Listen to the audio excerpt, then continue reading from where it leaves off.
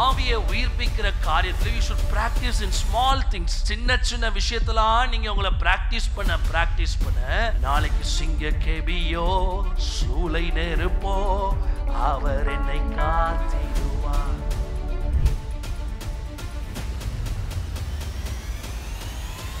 ஜெபிக்கலாம். ஆண்டவரே, நீர் எங்களோடு பேசுகிறவரப்பா. நீங்க உங்க பிள்ளைகளோடு தகப்பன் பேசுறவன், ஒரு தாய் அரவணைப்பது போல அரவணைப்பவர். அப்பா, நீ சொல்லியிருக்கிறீரே, இடுப்பிலே வைத்து சுமக்கப்படுவீர்கள், முழங்காலில் வைத்து தாளாட்டப்படுவீர்கள். அந்த வார்த்தையின்படியே கர்த்தர் எங்களோடு பேசுங்க, இடைபடுங்க. சபைக்கு தேவையான மன்னா தெளிவாய் சபைக்குள்ளே பேசப்படுவதாக. சத்துருவின் வல்லமைகளையும் தேவ செய்தியை கேட்கக்கூடாதபடிக்கு தடுக்கிற எல்லா பிசாசின் வல்லமைகளை கடிந்து கொண்டு கட்டி நான் செபிக்கிறேன். உம்முடைய வார்த்தை நிறைவாய் கிரியை செய்யட்டும். இயேசுவின் நாமத்தில் செபிக்கிறோம் நல்ல பிதாவே, ஆமென். கரங்களை உயர்த்தி ஒரு அல்லேலூயா, நல்ல சத்தமா ஒரு அல்லேலூயா, அல்லேலூயா. நாம் ஆராதிக்கிற தேவன் எப்பவுமே உலகத்துல உயிர் தர யாராலையும் முடியாது. எத்தனை பேர் நம்புறீங்க? ஆமென். ஜீவனை கொடுக்கிறவர் இயேசு கிறிஸ்து ஒருத்தர் மட்டும்தான். அவர் சொல்லி இருக்கிறார், நானே வழியும் சத்தியமும் ஜீவனுமாய் இருக்கிறேன். நம்ம நினைக்கிறோம், நம்ம ஜெபம் பண்ணும் போதெல்லாம், நம்ம ஆராதிக்கும் போதெல்லாம், கர்த்தரை ஸ்தோத்தரிக்கும் போதெல்லாம் ஏதோ பிரசன்னம் மட்டும் இறங்குறதுன்னு நினைக்கிறோம். பிரசன்னம் மட்டுமல்ல, நாம் எப்பொழுதெல்லாம் அவரை தேடுகிறோமோ அந்த இடத்துல ஜீவன் உண்டாகிறது. ஹல்லேலூயா. கர்த்தர் இன்னைக்கு சொல்லுகிறார், அவர் தம்முடைய பிள்ளைகளை, ஆபகுக்கு இப்படியாக எழுதுகிறார், ஆண்டவரே, வருஷங்களின் நடுவே உடைய கிரியைகளை என்ன பண்ணுங்க ஆண்டவரே, உயிர்ப்பியும் ஐயா. உங்க கிரியைகளை விளங்க பண்ணுங்க. இந்த நாட்கள்ல கர்த்தர் சபைகளுக்கு என்ன செய்ய சித்தமுள்ளவராய் இருக்கிறார், ஊழியங்களுக்கு என்ன செய்ய சித்தமுள்ளவராய் இருக்கிறார், ஊழியக்காரர்களுக்கு என்ன செய்ய சித்தமுள்ளவராய் இருக்கிறார். God wants to resurrect his people. கர்த்தர் தம்முடைய ஜனத்தை உயிர்ப்பிக்க விரும்புகிறார். நிறைய பேர் நிறைய காரியத்துல செத்து போன அனுபவத்தோடு, ஆண்டவரே, என் குடும்பத்துல என் உறவு செத்து போய் கிடக்குது, என் பிஸ்னஸ் செத்து போய் கிடக்குது, என் வியாபாரம் செத்து போய் கிடக்குது, ஒரு உயிர் மீட்சியே இல்லை ஆண்டவரே. வேலைக்கு போறேன், ஏதோ போகணும்னு போறேன், எனக்குள்ள ஒரு உயிர் இல்லை. சம்பாதிக்கிறேன், ஏதோ சம்பாதிக்கிறேன், எனக்குள்ள ஒரு உயிர் இல்லை. நடமாடும் பெணம் போல நான் வாழுகிறேன் அப்படின்னு சொல்லக்கூடிய அநேகரை கர்த்தர் இந்த நாட்களிலே அவர் உயிர் தந்து உயிர்ப்பிக்கிற தேவனாய் அவர் எழும்ப போகிறார். எத்தனை பேர் கரங்களை உயர்த்தி அல்லேலூயா சொல்லலாமே? ஹல்லேலூயா. அவர் ஒரு மனுஷனை இன்னைக்கு நாம் சரீர பிரகாரமாய் நல்ல வாட்ட சாட்டமா, நல்ல போண்டா கோழி மாதிரி இருந்தாலும், நல்ல ஹைட் அண்ட் வெயிட்டா, நல்ல திமிர் பிடிச்ச மாதிரி நம்ம இருந்தாலும் கூட நம்மளுடைய ஆவி செத்து போய் கிடக்கு, நம்ம ஆத்துமா செத்து போய் கிடக்கு, நம்ம சரீரம் செத்து போய் கிடக்குது. இன்னைக்கு இந்த 3 காரியத்துல கர்த்தர் யாரெல்லாம் உயிர்ப்பிக்கிறாரோ அவங்க இந்த உலகத்துல ஷைன் பண்ண போறாங்க, அவங்க இந்த உலகத்துல ஆசீர்வாதமா வாழ போறாங்க. எத்தனை பேர் கரங்களை உயர்த்தி அல்லேலூயா சொல்ல விரும்புறீங்க? சொல்லுங்க சத்தமா அல்லேலூயா. உயிர்ப்பிக்க போகிறார். உயிர்ப்பிக்கப்படுதல்னா என்ன தெரியுமா? லாசரு செத்து போயிட்டான், இயேசு என்ன பண்ணார்? அவனை உயிரோடு எழுந்தார். தபித்தாள் செத்து போயிட்டா, பேதுரு என்ன பண்ணார்? உயிரோடு எழுப்பினார். அதுக்கடுத்து சொல்லுங்க பார்க்கலாம், அந்த வாலிபன் மரித்து போய்விட்டான், இயேசு என்ன பண்ணினார்? வாலிபனே எழுந்திரு என்று சொல்லி அவனை உயிரோடு எழும்ப வைத்தார். நான் சொல்லட்டுமா, எங்கெல்லாம் உயிர்த்தெழுதல் நடக்குதோ, எங்கெல்லாம் ரெசரெக்ஷன் நடக்குதோ, அங்க ஒரு புதிய துவக்கம் ஆரம்பமாகுது. யாரெல்லாம் உங்க வாழ்க்கையில நம்பிக்கைகளை சுத்தமா இழந்து, இனிமே நடந்தா நடக்கட்டும், நடக்காட்டி போகட்டும், ஆமென், இனிமே நடந்தா நடக்கட்டும், நடக்காட்டி போகட்டும், ஆண்டவர் செஞ்சா செய்யட்டும், இல்லைன்னா செய்யாம போட்டும், கர்த்தர் எனக்கு கொடுத்தா கொடுக்கட்டும், இல்லை கொடுக்காம போகட்டும், இப்படிப்பட்ட மனநிலையெல்லாம் இருந்துச்சுன்னா நீங்க ஆவியில செத்து போய் இருக்கீங்கன்னு அர்த்தம். யோபு சொல்லுகிறார், என் தேவன் ஒரு நாள் கடைசி நாளில் அவர் நிற்பார், என் மீட்பர், நான் அவரை என் கண்களால் என்ன பண்ணுவேன்? காணுவேன். எனக்கு அன்பான தேவ பிள்ளைகளே, இன்னைக்கு கர்த்தர் சொல்லுகிற வார்த்தை, இன்னைக்கு நமக்குள்ள ஒரு உயிர்த்தெழுதல், நமக்குள்ள ஒரு பயங்கரமான ஒரு ரெசரெக்ஷன் பவர் இறங்குச்சு அப்படின்னா நம்ம பயங்கரமா சொல்லுவோம். 40 லட்சம் ரூபா கடன் இருந்தாலும் நீங்க எழுந்து நிமிர்ந்து சொல்வீங்க, என் தேவனால நான் ஒரு மதிலை தாண்டுவேன், என் தேவனால ஒரு சேனைக்குள்ள நான் பாஞ்சு போவேன். எவ்வளவு பிரச்சனைகள் வந்தாலும் உங்களுக்குள்ள உயிர்த்தெழுந்த வல்லமை இருக்குன்னா நீங்க சொல்வீங்க, என் கர்த்தர் சிறையிருப்பை மாற்ற வல்லவராயிருக்கிறார். இன்னைக்கு நிறைய பேர் செத்து போன அனுபவத்தோடு, இல்லாண்டவரே என் புருஷன் திருந்துறதுக்கு வழி இல்லை, இனிமே என் கர்ப்பப்பை திறக்கப்படுவதற்கு வழி இல்லை, இனி என் குடும்பத்தில் என் பிள்ளைங்க ஆசீர்வதிக்கப்படுவதற்கு சான்ஸ் இல்லை, இனிமே நாங்கள் ஒரு வீட்டை வாங்குவதற்கு சான்ஸ் இல்லை, இனி நாங்கள் ஒரு இடத்த வாங்குவதற்கு சான்ஸ் இல்லை, இனிமே எங்கள் வியாதி சுகமடைவதற்கு சான்ஸ் இல்லை, இனிமே நாங்கள் உயர்த்தப்படுவதற்கு ஒரு சான்ஸ் இல்லை, எதுலெல்லாம் there is no any way, இனிமே எனக்கு இந்த விஷயத்தில் ஒரு வழி கிடையாதுன்னு யாரெல்லாம் உட்கார்றீங்களோ, இன்னைக்கு இந்த தேவ செய்தியை கேட்கும் பொழுது கர்த்தர் உங்க உள்ளத்துக்குள்ள ஒரு பயங்கரமான உயிர்த்தெழுந்த வல்லமையை அனுப்புவார்.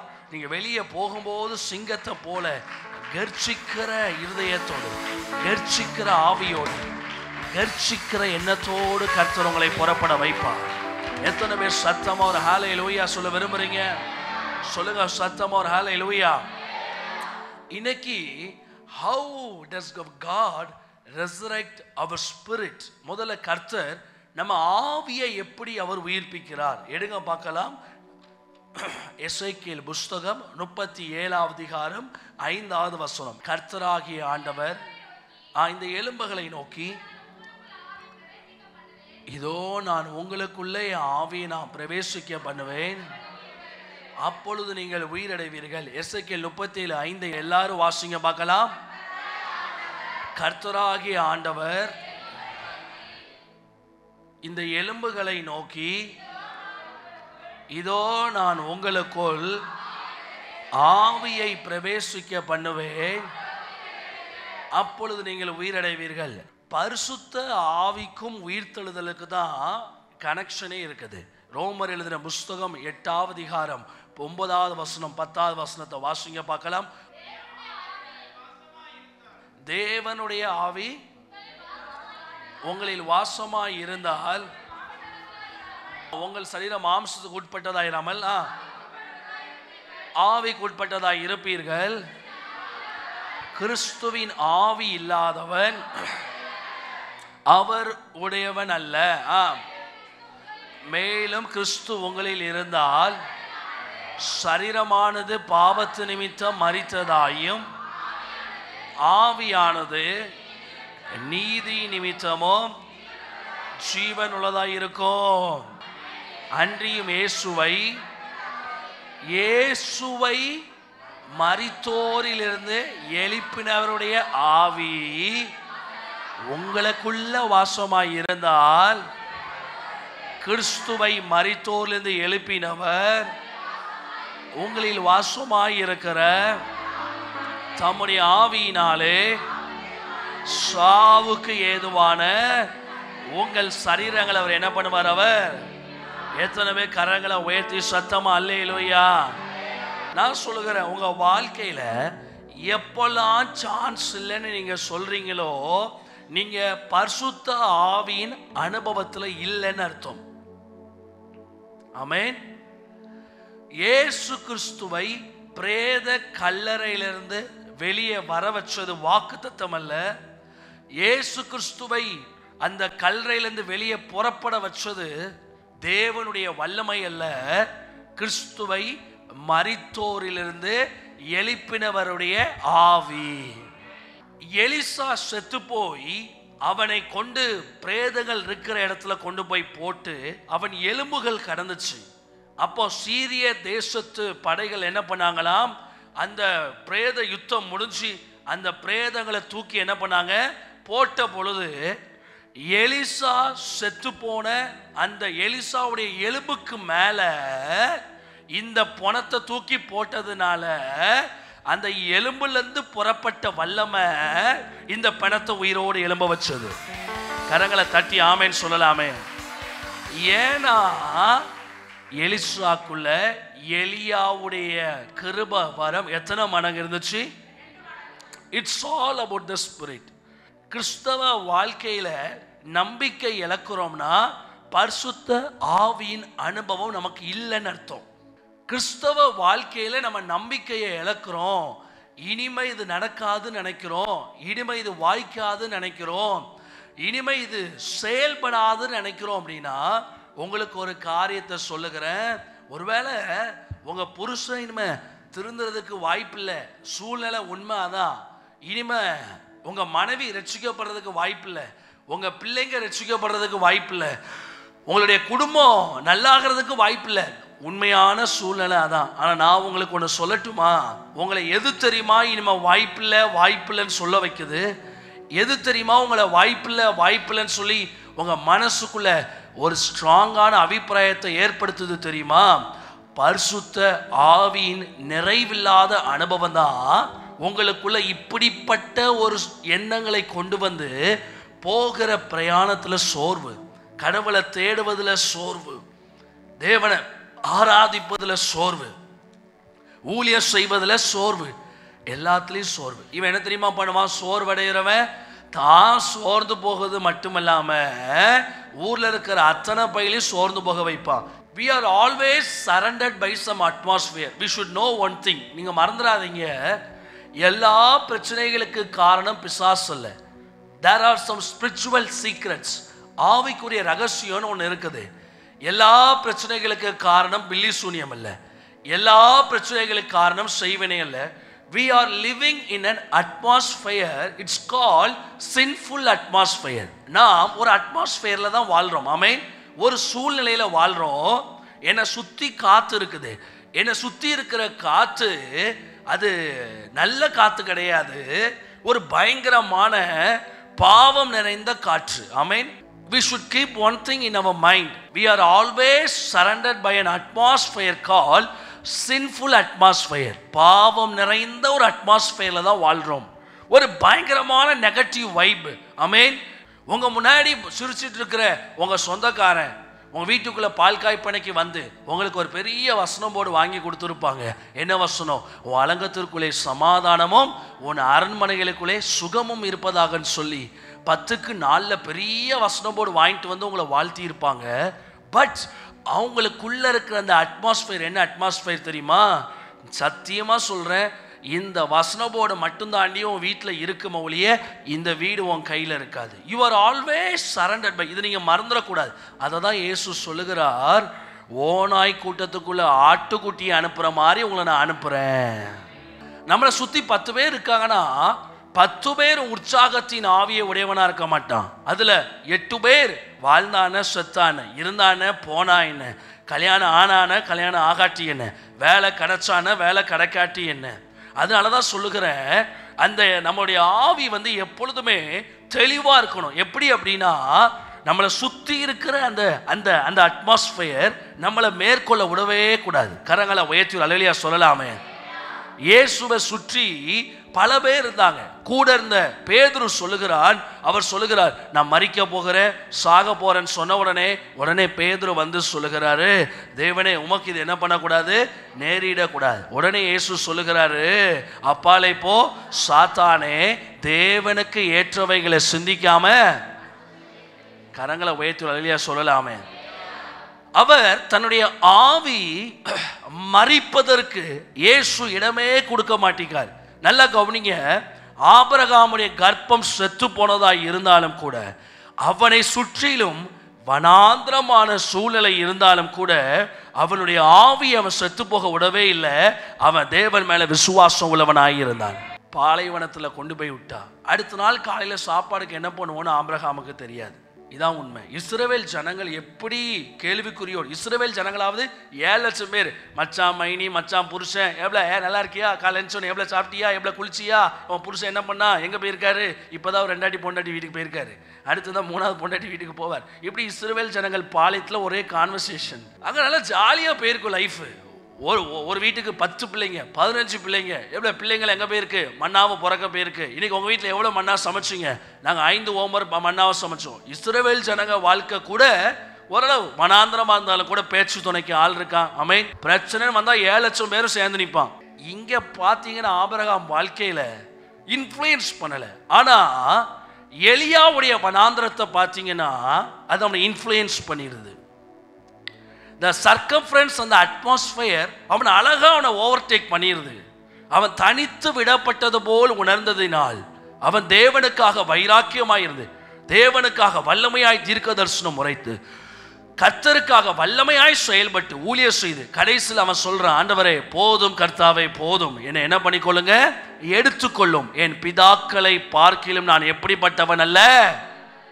ஆமென். தப்பு செய்யாதவன் கூட வாயை திறந்து சொல்லிடுறான் நல்லவன் கிடையாது அப்படின்னு. ஏன்னா because of the influence of the atmosphere. நீங்கள் நிறைய பிரசங்கத்தை கேட்டு கேட்டு பழகியிருப்பீங்க, மங்களகரமான வார்த்தையில நிறைய கேட்டிருப்பீங்க, ஒரு புண்ணியமும் கிடையாது. ஆவிக்குரிய ரகசியங்கள் தெரிஞ்சால் மட்டும்தான் you will go to next level. Yesu அதை தான் பண்ணார். செத்தவங்க வீட்டுக்கு போய் ஐயோ செத்து போயிட்டாங்கன்னு சொல்லி அவர் உட்காரல. சூழ்நிலை அவர் இன்ஃப்ளூயன்ஸ் பண்ண விடாம எங்கெல்லாம் செத்த வீட்டுக்கு போனாரோ மரித்த யாவரையும் உயிரோடு எழுப்பினார். நம்ம ஆவி எப்பவுமே உயிர்த்தெழுந்த வல்லமையா இருக்கணும். இன்ஃப்ளூயன்ஸ் ஆஃப் த அட்மாஸ்பியர் நமக்கு வரவே கூடாது. இதை நீ மேற்கொள்ளும் போதுதான் ஆவி உயிர் பெற ஆரம்பிக்கும், ஆவி ஜீவன் பெற ஆரம்பிக்கும். தானியேல் அதை தான் செஞ்சார். Influence of the atmosphere. சிங்க கெபிதா சிங்கம் தான், ஆமென். But he never allow the situation to overcome. அப்படின்னா தானியேல் சிம்ம கெபிக்குள்ள போடும் போதே அவர் என்ன பண்ணியிருப்பாரு, ஆண்டவரே என்னை காப்பாத்துன்னு ஜெபம் பண்ணியிருப்பாரு, இல்லை கதறி இருப்பாரு, அழுதுருப்பாரு. அவன் சூழ்நிலையை மனசுக்குள்ள கொஞ்சம் கூட ஏத்துக்கிடல. சூழ்நிலையை தாண்டின தேவன் மேல நம்பிக்கையாய் இருந்தான். கர்த்தர் சிங்கங்களை ஃப்ரீஸ் பண்ணி வச்சிருந்தார். Shadrach, Meshach, Abednego, they never allowed the atmosphere to influence them. அக்கினி சூழ தூக்கிட்டு போய் போனவன் என்ன பண்ணி போயிட்டான், செத்து போயிட்டான். இவன் தைரியமா உள்ள போறான். இதெல்லாம் practice. Spiritual secrets always practice. எப்பவுமே நல்ல ஒரு பழமொழி உண்டு, பிராக்டிஸ் மேக் மேன் என்ன பண்ணுவானா perfect. when you practice yourself in small things, உங்க வாழ்க்கையில சின்ன சின்ன விஷயத்துலலாம் உங்களை நீங்க பிராக்டிஸ் பண்ணணும். விசுவாசத்திலையும் உங்க ஆவியை உயிர்ப்பிக்கிற காரியத்திலையும் you should practice in small things. சின்ன சின்ன விஷயத்தெல்லாம் நீங்க உங்களை பிராக்டிஸ் பண்ண நாளைக்கு சிங்க கேபியோ சூளை நெருப்போ அவர் என்னை காத்திடுவார். ஆவியை உயிர்ப்பிக்கப்பட வேண்டும் அப்படின்னா இந்த ஆவியை கண்ட குப்பை கழுத சமாச்சாரங்கள் என்ன பண்ணக்கூடாது, உள்ள பெயரக்கூடாது. அன்னைக்கு ஒருத்தர் என்கிட்ட வந்து கேட்டார், பாஸ்டர் நான் ஒரு காலத்தில் தேவனுக்காக எழுப்பி பிரகாசிச்சேன், ஆனால் நான் கடைசியில் என் முடிவு சிம்சோனை மாதிரி ஆயிருமோ, ஏன் அதை இன்ஃப்ளூயன்ஸ் பண்ண விடுற? பேதுருவை பாரு, அவன் இயேசுவை மறுதளித்தாலும் கூட கர்த்தர் அவனுக்கு வல்லமையா பயன்படுத்தினார். மேக் யுவர் சோல், உங்க ஆவிய நல்ல காரியங்கள் இன்ஃப்ளூயன்ஸ் பண்றதுக்கு நீங்க வச்சுக்கிட்டாலே, நல்ல விஷயங்கள் உங்க ஆவிய உள்ள வந்து உங்க ஆவிக்குள்ள வேலை செய்யறதுக்கு நீங்க அனுமதிச்சாலே, இன்னைக்கு நான் சொல்லுகிறேன், நிச்சயமாய் கர்த்தர் உங்க வாழ்க்கையை உயிரடைய பண்ணுவார். அதுக்கு தேவை பரிசுத்த ஆவியானவர்.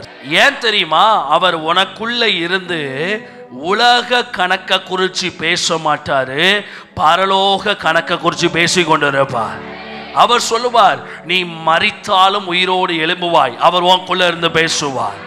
அவர் சொல்லுவார், இல்லாதவைகளை இருப்பது போல் அழைக்கிற கர்த்தர். டாக்டர்ஸ் ரிப்போர்ட் சொல்லும் இது இனிமே வாய்ப்பில்லை, ஆனா பரிசுத்த ஆவியானவர் சொல்லுவார், கிறிஸ்துவை மரித்தோரிலிருந்து எழுப்பினருடைய ஆவி உங்களுக்குள்ள வாசமாய் இருந்தால் சாவுக்கு ஏதுவான உங்க சரீரத்தை அவர் உயிர்ப்பிப்பார். ஹோலி ஸ்பிரிட், பரிசுத்த ஆவியானவர் நம்மளை இன்ஃப்ளூயன்ஸ் பண்ண நம்ம வாழ்க்கையை அர்ப்பணிக்கணும். மனுஷன் அல்ல, மனுஷி அல்ல. பிரச்சனைகள் உபத்திரவம் வந்த உடனே மனுஷி நம்மளை இன்ஃப்ளூயன்ஸ் பண்ண அனுமதிக்க கூடாது. பரிசுத்த ஆவியானவர் நம்மளிடம் பேச, பரிசுத்த ஆவியானவர் நம்மளோடு இடைபட நாம் அனுமதிக்கும் பொழுது ஆவி உயிர் பெறும். அதே தான் எசேக்கியேல் புஸ்தகத்தில் சொல்லப்படுது, அன்னைக்கு என் ஆவியை நான் உங்களுக்குள்ள வைப்பேன், நீங்க என்ன பண்ணுவீங்க? நீங்க அடுத்து ஆத்துமா. சங்கீதம் 19:7 எடுத்து சத்தமா வாசிக்கலாம். கர்த்தருடைய வேதம் குறைவற்றதும் ஆத்துமாவை உயிர்ப்பிக்கிறதுமாய் இருக்கிறது, கர்த்தருடைய சாட்சி முழுமையும் பேதையை ஞானியாக்குறதுமாய் இருக்கிறது. உங்க ஆத்துமாவை உயிர்ப்பிக்கிற ஒரே விஷயம் கர்த்தருடைய வேதம் மட்டும்தான். ஆவியை உயிர்ப்பிக்கணும்னா உலகத்தில் உள்ள அட்மாஸ்பியர் நம்மளை இன்ஃப்ளூயன்ஸ் பண்ணக்கூடாது. Point number 1. பாயிண்ட் நம்பர் 2, நல்ல லிபரலா பைபிள் ரீடிங் இருக்கணும். மை டியர் பிரதர், இனி காலம் சொல்லாது. இந்த வருஷத்தின் நடுப்பகுதியில் ஆபகுக் 3வது அதிகாரத்தை வீட்டில் போய் எல்லாரும் வாசிக்கணும்.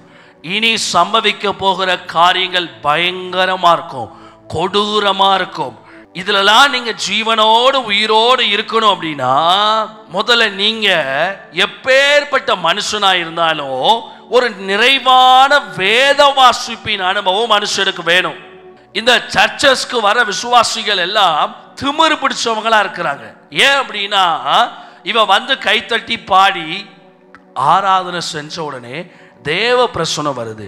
தேவ பிரசனத்தில் திருப்தி ஆகிறாங்க. நான் உங்களுக்கு சொல்லட்டுமா, தேவ பிரசனம் உங்க மேல இறங்கும் பொழுது உங்க மனசுல முதல்ல சந்தோஷம் உண்டாகும், சமாதானம் உண்டாகும், ஒரு பாதுகாப்பு உண்டாகும். That's all. உங்க உள்ளான மனுஷன், உங்களுக்குள்ள ஒரு மனுஷன் இருக்கான், அவன் உயிரோடு இருக்கணும். அந்த ஆத்துமா பலன் நிறைந்த ஆத்துமா. இந்த ஆத்துமாக்கு தான் பிசாசுக்கு கீழ்ப்படியும், வார்த்தைக்கல்ல. அததான் அன்னைக்கு அந்த அப்போஸ்தல புஸ்தகத்துல ஆசாரியர்கள் குமாரர்கள் பேய்களை விரட்டும் பொழுது அந்த பேய் சொல்லுது, எனக்கு இயேசுவையும் தெரியும், பவுலையும் தெரியும், நீ யாருன்னு எனக்கும் தெரியும். பிசாசு மனுஷனை அடையாளப்படுத்தாது, அந்த மனுஷனுக்குள்ள இருக்கிற ஆத்துமாவை தான் அடையாளப்படுத்தும். இன்னைக்கு நீங்க செய்கிற ஜெபம், நீங்க கெட்டினா ஏன் பிசாசு கெட்டப்பட மாட்டேங்கி, நீங்க ஏன் சோமனா ஏன் வியாதி சுகமடைய மாட்டேங்கி, நீங்க ஏன் சோமனா குடும்பத்துல சமாதான கேடு சரியாக மாட்டேங்கி, நீங்க ஏன் சோமனா பண தேவைகள் சந்திக்கப்பட மாட்டேங்கி, உங்க ஆத்துமா செத்து போனதா இருக்கு. ஆண்டவர் ஆதாமுடைய நாசியில தம்முடைய வாயை வைத்து தம்முடைய சுவாசத்தை ஊதினார். அவன் என்னவாக மாறினான் என்று வேதம் சொல்ல தெரியுமா? அவனை மனுஷியா மாத்தினார், மனுஷனா ஃபர்ஸ்ட் உருவாக்குறார். You should know the process. களிமண்ணா எடுத்து அவனை என்ன பண்ணுகிறார், டிசைன் பண்ணி அதற்கு என்ன பெயர் வைக்கிறாரு, மனுஷன் வைக்கிறார். ஆனா அந்த களிமண் பொம்மையில அவர் தன்னுடைய வாயை வைத்து சுவாசத்தை ஊதின பொழுது மனுஷன் கன்வெர்ட்ஸ் இன்டு ஜீவ ஆத்மாவானான். ஆதாம் அவன் படைக்கப்படும் போது he is a human. When God created Adam, he is a human. But when the spirit of God enters his body, எப்போ ஆதாமுடைய நாசிக்குள்ள பிதாவாகிய தேவன் தம்முடைய வாயை வைத்து அந்த சுவாசத்தை மூக்கு வழியாய் ஊதினாரோ அவன் மனுஷன் அப்படின்னு எண்ணப்பட்டவன் ஜீவ ஆத்துமாவானான் என்று வேதம் சொல்லுகிறது. அப்போ நான் சொல்லுகிறேன், கர்த்தர் நம்மளை இன்னைக்கு மனுஷனா பார்க்கிறாரா இல்ல ஜீவ ஆத்துமாவா நம்மளை பார்க்கிறாரா? அந்த ஜீவ ஆத்துமாக்கு தான் அதிகாரம். நீங்கள் பலுகி பெருகி பூமியை நிரப்பி சகலத்தையும் ஆண்டு கொள்ளுங்கள். ஜீவ ஆத்துமாவா நீ மாறினாதான், உன் ஆத்துமா ஜீவனா இருந்தாதான் உன் புருஷனுக்குள்ள இருக்கிற பொல்லாத குடி போதையின் ஆவியே இயேசுவின் நாமத்தினால கட்டளை கொடுக்கிற, புறப்பட்டு வெளியே போ. அந்த ஆவி வெளியே போகும். ஐ மீன் a form of living soul. நான் ஜீவ ஆத்துமாவா இருக்கிறேன். என் ஆத்துமா செத்து போன ஆத்துமா இல்ல, என் ஆத்துமா ஜீவனுள்ள ஆத்துமா. உங்க ஆத்துமா இன்னைக்கு ஜீவனுள்ள ஆத்துமாவை மாறுகிறதோ, உங்களை எதிர்க்கிறவர்களை நீங்கள் கட்டி சோமனா அந்த மனுஷங்க கட்டப்பட்டு போவாங்க. உங்க சத்துருக்களை நீங்க சபிச்சா அந்த மனுஷன் சபிக்கப்பட்டு போவான். வியாதி வெஸ்தர்களை பார்த்து நீங்க தலைமையில கை வச்சு சோமனீங்கன்னா, ஏன்னா ஜீவ ஆத்துமாக்கு அதிகாரம் கொடுக்கப்படுகிறது. என்ன அதிகாரம்? சகலத்தையும் ஆண்டு கொள்ளுங்கள். That's why I want to tell you, read the word of God, concentrate in word of God. கர்த்தருடைய வேதம் குறைவற்றதும் ஆத்துமாவை இன்னைக்கு இந்த பிதாவுடைய சுவாச காற்று நம்ம உடம்புக்குள்ள போய் நம்ம ஆத்துமாக்குள்ள ஆப்ரேட் ஆகணும் அப்படின்னா, உன் குடும்பத்துக்குள்ள ஆப்ரேட் ஆகணும் அப்படின்னா அந்த சுவாச காற்று பைபிளா இருக்கு. இத வாசிக்க வாசிக்க வாசிக்க உன் ஆத்துமா பலன் அடையும். பிசாசுகள் உன்னை பார்த்து பயப்படும், மாந்திரிகங்கள் உன்னை பார்த்து பயப்படும், செய்வினைகள் உன்னை பார்த்து பயப்படும், ஏவல் வல்லமைகள் உன்னை பார்த்து பயப்படும். சிம்சோனை கயிறுகளினால் கட்டினார்கள், அவன் மேல் தேவ ஆவி பலமாய் இறங்கினதினால் தீப்பட்டா எப்படி கயிறுகள் தெறிப்புண்டு போகுமோ தெறிப்புண்டு போச்சு. கர்த்தருடைய வேதம் குறைவற்றது. ஒரு கிறிஸ்தவன் டெய்லி தான் லைஃப்ல பவர்ஃபுல்லா இருக்கணுமா? if a Christian wants to be a powerful Christian, he should be a very good Bible meditator. வார்த்தையை நல்லா தியானிக்கிறவனா இருக்கணும். அவன் வாசிக்கும் போது அவன் ஆத்துமா பலப்பட்டுக்கிட்டே இருக்கும். நீ முழங்கால் போட்டு ஜெபம் பண்ற காரியங்கள்ல கர்த்தர் விடுதலை கொடுத்து கொண்டே இருப்பார்.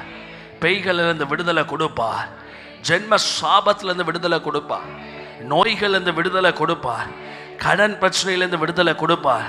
நீ உன்னுடைய ஓட்டம் கடைசி வரைக்கும் ஜெயமாக இருக்க வேண்டும் என்றால் இந்த மாதிரி அந்த ஜபக்கூடத்துக்கு போறேன், இந்த ஜபக்கூடத்துக்கு போறேன், அந்த அண்ணன் வாராரு, இந்த விளக்கண்ணன் வாராரு, இவர் வாராரு, அவர் வாராரு, எவர் வாராரு, இதெல்லாம் நிப்பாட்டிட்டு உன் ஆத்துமாவை காப்பாத்துறதுக்கு நல்லா பைபிள் வாசி. இன்னிலேதோ தீர்மானம் கொள்ளு. இந்த வேதத்தின் வார்த்தைகளுக்கு முத்தம் கொடு. அனுதினமும் குறைஞ்சது 100 வசனங்களை வாசி. இது உன் ஆத்துமாவை உயிர்ப்பிக்கப்பட்டுக்கொண்டே இருக்கும். முதல்ல சூழ்நிலை உன்னுடைய மேற்கொள்ள இன்ஃப்ளூயன்ஸ் பண்ண விடக்கூடாது. ரெண்டாவது, கர்த்தருடைய வார்த்தை உன் பயங்கரமா உன் வாழ்க்கையில ஜீவ நதியாய் இருந்தால் எல்லா காரியங்களிலும் கர்த்தர் உனக்கு ஜெயத்தை கொடுத்து கொண்டே இருப்பார்.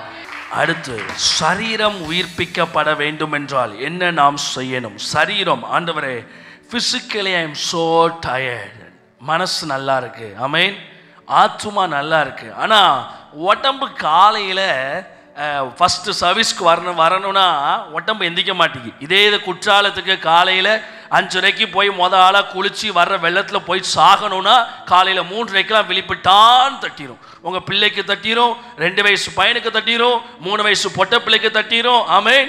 எவ்வளவுதான் உங்க புருஷன் நைட்டு ஃபுல்லா போட்டு வந்தாலும் 3 மணிக்கு ஸ்டெடி அனுப்பார், கிளம்பிவோம்மா. அதுக்கெல்லாம் ஒத்துழைக்கிற உடம்பு இந்த அதிகால ஜபத்துக்கு ஒத்துழைக்க மாட்டேங்கி. பிரச்சனை நான் உன் சரீரத்திலையும் தேவ வல்லமை இல்லை. நாம் நம்முடைய சரீரங்கள்ல தேவ ஆவியை சுமப்பதினால் நாம் தேவனுடைய ஆலயமாய் இருக்கிறோம். உன் சரீரம் உயிர்ப்பிக்கப்படணும்.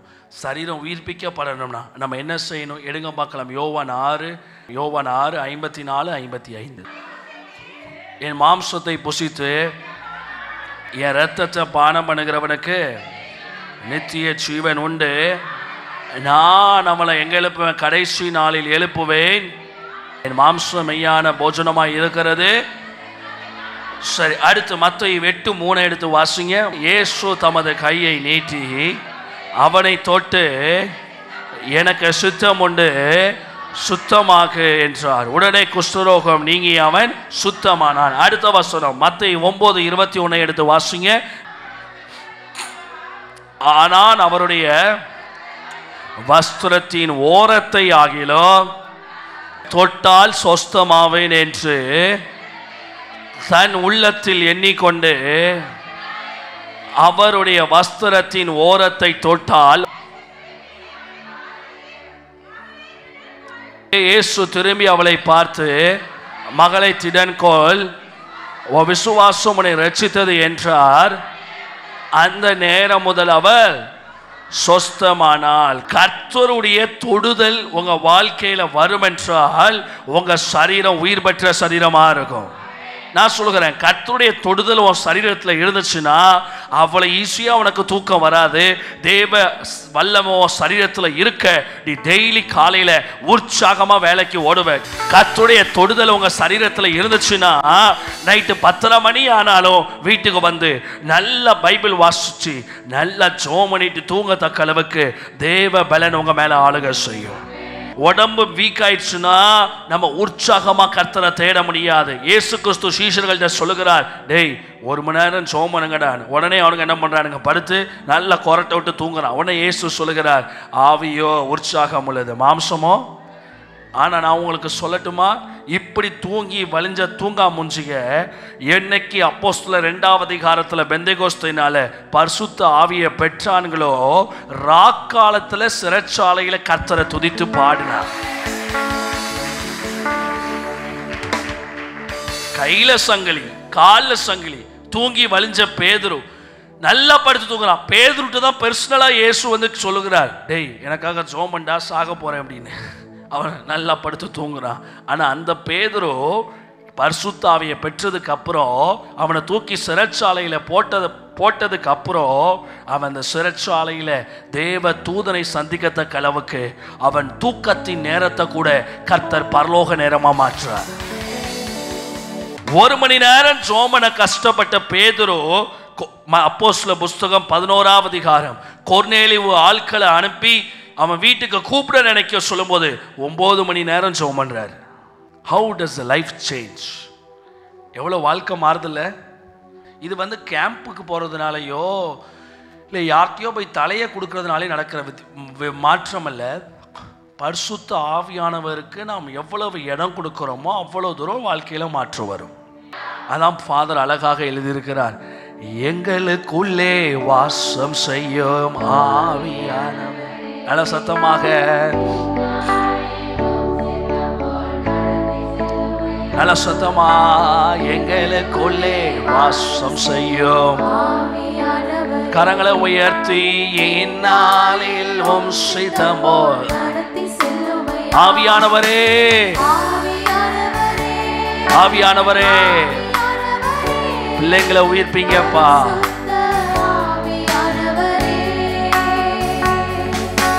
ஆவியானவரே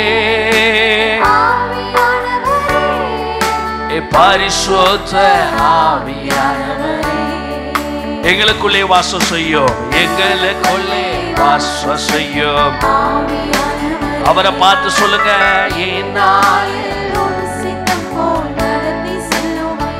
ஆமென், எங்களுக்குள்ளே வாசம் செய்யும். ஆமென். பரிசுத்த ஆவியானவர் சொல்லுகிறார், இந்த சபையை அவர் தொட போகிறார். இந்த சபையில அநேகர் உயிர் பெற போறாங்க. கர்த்தருடைய வார்த்தையை சொல்லி ஊழியம் செய்து அவர்களை எல்லாம் ஆட்கொள்ள நாம் அதிகாரம் பெற்றிருக்கிறோம். ஆண்டுடைய வார்த்தையை சொல்லி நீ வேணா எதையும் வழிபடலாம், யாரையும் கும்பிடலாம், நான் பிரசங்கிக்கிற இந்த இயேசு ஒருத்தர் தான் உயிர் உள்ளவர். பாக்குறியா, உன் மனைவியை கர்த்தர் இப்போ சுகமாக்குவார். பாக்குறியா, உன் பிள்ளையை கர்த்தர் எழும்பி நடக்க வைப்பார். பாக்குறியா, கர்த்தர் உன் பாவத்தை மன்னிக்கிறார். இததான் பவுலுக்கு இவ்வளவு எல்லாரும் பண்ணாங்க. அதனாலதான் சொல்லுகிறேன், நாம் சூழ்நிலைகளால் ஆளுகை செய்யப்படக்கூடாது. சூழ்நிலை நம்ம ஆளுகை செய்யணும்.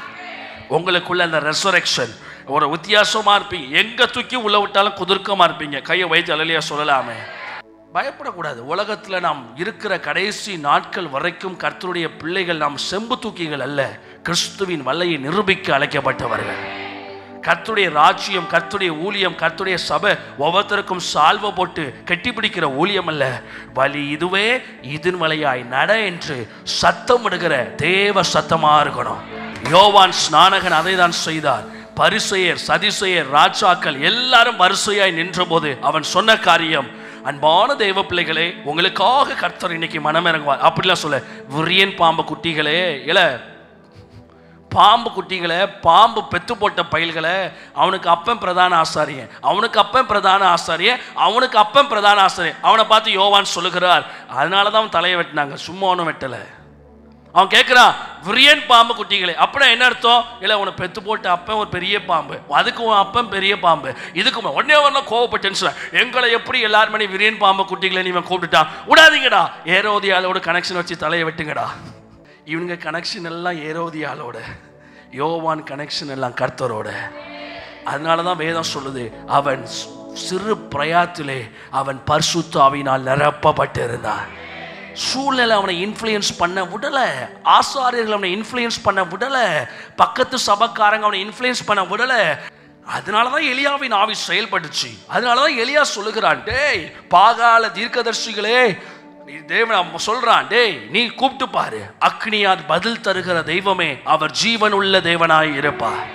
இன்னைக்கு நம்ம சத்தியத்தை பேசுறோம், சுவிசேஷத்தை சொல்றோம். Come on, move with the resurrection power. நீ நல்லா பைபிள் வாசிச்சு சூழ்நிலையை மேற்கொள்கிறவனா இருந்தா உங்க பக்கத்து வீட்டு அக்காக்கு எப்படி தெரியுமா சுவிசேஷம் சொல்லுவேன்? இயேசுவை கும்பிட்டு பாருங்கன்னு சொல்ல மாட்டேன். அக்கா இயேசுவை கும்பிடுங்க, உங்களுக்காக ஜெபம் பண்றேன். காலையில் நான் வேலைக்கு போறேன், சாயங்காலம் வேலை முடிஞ்சு வரும் பொழுது உங்க மெடிக்கல் ரிப்போர்ட்டை கட்ட சுகமா மாற்றி இருப்பார். நீ ஜெபத்தினால அல்ல, உனக்குள்ள ஒரு ரெசரக்ஷன் பவர் இருக்கு பாத்தியா, உனக்குள்ள ஒரு உயிர்த்தெழுந்த வல்லமை இருக்கு பாத்தியா, உன் வைராக்கியத்துக்காக கர்த்தர் செய்வார். கரங்களை தட்டி ஆமென் சொல்லுகிறவங்க நல்ல சத்தமா அல்லேலூயா. உங்க ஆவிய அனுப்புங்க, எழுப்பி நிக்கலாம். என்ன உயிர் பெற செய்யுங்க, உங்க ஆவிய அனுப்புங்க. நல்ல கரங்களை தட்டி என்ன உயிர் பெற செய்யுங்க. உலர்ந்த எலும்புகள் இந்த நாளில் உயிரடைய பேற்றுமே. நல்ல கை தட்டி ஓ உலர்ந்த எலும்புகள் தலைக்கு மேல கையை தட்டி உயிரடைய பேற்றுமே, உயிரடைய பேற்றுமே, உயிரடைய பேற்றுமே, உயிரடைய பேற்றுமே. உயிர்த்தெழுந்த உயிர்த்தெழுந்த வல்லமை பேற்றுமே. சொல்லுங்க நல்ல சத்தமா கையை தட்டி சமண கரமா ஒரு 2 நிமிஷம் நல்ல கையை தட்டி உயிரடைய ஆவியானவரே ரமஹபானா ஷகல மக்கரமஸ்வே. ஒவ்வொரு பிள்ளைங்க ஆவிக்குள்ளையும் ஒவ்வொரு சரீரத்திலும் வல்லமை இறங்கட்டும் சுவாமி. Let the power shall come. உயிரடைய வேண்டுமே, உயிரடைய என் பிள்ளைங்க எழும்பட்டும் ஐயா, வல்லமையா எழும்பட்டும், வல்லமையா எழும்பட்டும், எலியாவை போல எழும்பட்டும். வேலை ஸ்தலத்துல எலியா மாதிரி கெர்ச்சிக்கட்டும், குடும்பத்துல எலிசா மாதிரி கெர்ச்சிக்கட்டும். உங்க ஆவிய அனுப்புங்க இயேசுவின் நாமத்தினால. நல்ல ஜெபாவிய ஊற்றுங்க, நல்ல பைபிள் வாசிக்கட்டும்.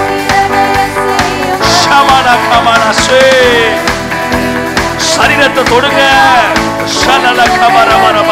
எல்லா கனநித்திரை ஆவி வெளியே போ. கனநித்திரை ஆவி இயேசுவின் நாமத்தினால வெளியே போவதாக. உயிரடைய பேற்றுமே. Power power power power of Holy Spirit. வானங்கள் திறக்கப்படுகிறது, மகிமை இறங்குது, சபை முழுவதும் மகிமை இறங்குது, ஆலயம் முழுவதும் மகிமை இறங்குது, ஆலயம் முழுவதும் மகிமை இறங்குது. உயிரடைய பேற்றுமே. Yes Lord. Left side and right சைடுல இருக்கிற ஒரு அக்கினி அலை, ஒரு அக்கினி அலை இறங்குது, ஒரு அக்கினி அலை இறங்குது, ஒரு அக்கினி அலை இறங்குது, ஒரு அக்கினி அலை. ஹவா ஹவா ஹவானா ஷே. எழும்பு எழும்பு எழும்பு சீயோனே, எழும்பு இயேசுவுக்காக எழும்பு, தேவனுக்காக வைராக்கியமா எழும்பு. வல்லம வல்லம வல்லம ஷடஹனஸ்தே ஷியானன ஹசன கரமாஷே ஷடஹசியாத்து நமௌஷே. ஆமென்.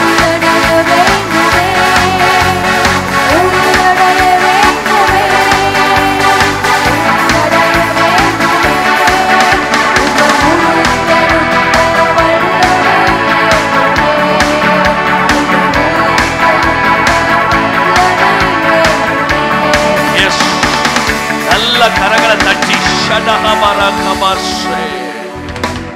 no more the spirit of deadliness. மரித்து போன ஆவிகளின் மேல் செயல்பட முடியாது. நரம்பு மண்டல வியாதிகள் சுகமடைகிறது இயேசுவின் நாமத்தினால். ஒரு புதிய வைராக்கியம் உங்க தலைகளுக்கு மேல இறங்குது. சத்துருவானவன் மனசுல போட்ட தேவையில்லாத வார்த்தைகள் எல்லாம் எரிக்கப்படுகிறது. ஜீவனுள்ள பிள்ளைகளாக கர்த்தர் உங்களை வாழ வைக்கிறார். எதை பார்த்து நீங்க பயப்பட மாட்டீங்க, யாரை பார்த்தும் பயப்பட மாட்டீங்க. நீங்க தேவனுக்கு முன்பதாக நிற்கிறீங்க.